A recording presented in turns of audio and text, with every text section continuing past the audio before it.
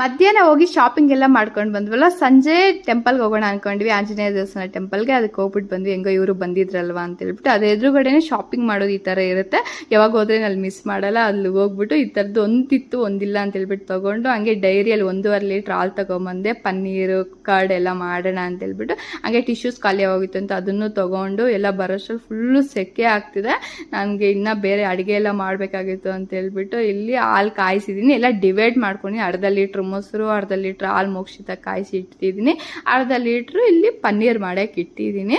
ನಮ್ಗೆ ತೊಗೊಬೇಕಂದ್ರೆ ಆಚೆ ಎಷ್ಟು ಪ್ರೈಸಿ ಆಗುತ್ತಲ್ವ, ನಂಗೆ ಇಷ್ಟ ಆಗಲ್ಲ ಒಂಚೂರು ಪನ್ನೀರ್ ತಿನ್ನೋದು. ಆದರೆ ಮೋಕ್ಷಿತಾಗಿ ತಿನ್ಸೋಣ ಅಂತೇಳಿ ಮಾಡಿದೆ. ನೋಡಿ ಎಷ್ಟು ಪರ್ಫೆಕ್ಟಾಗಿ ಬಂದಿದೆ, ಆಚೆ ಸಿಗೋ ಥರನೇ. ಇಷ್ಟು ಮಾತ್ರ ನಾವು ಪನ್ನೀರ್ ತೊಗೊಬೇಕಾದ್ರೆ ಎಷ್ಟು ಪ್ರೈಸ್ ಆಗುತ್ತೆ ನಮಗೆ. ಇವಾಗ ಮನೇಲಿ ಮಾಡ್ಕೊತೀನಿ, ಹೆಲ್ತ್ನೂ ಒಳ್ಳೇದು, ಟೇಸ್ಟ್ನೂ ಬರುತ್ತೆ. ರೆಸಿಪಿ ಮಾಡಿ ನಿಮಗೂ ಅಪ್ಲೋಡ್ ಮಾಡ್ತೀನಿ ಯಾವ ಥರ ಮಾಡಿದೆ ಈ ಪನ್ನೀರ್ ಅಂತ ಹೇಳ್ಬಿಟ್ಟು. ಇಷ್ಟ ಆಗಿದ್ರೆ ಲೈಕ್ ಮಾಡಿ, ಫಾಲೋ ಮಾಡಿ ಇಟ್ಕೊಳ್ಳಿ. ಬಾಯ್ ಬಾಯ್.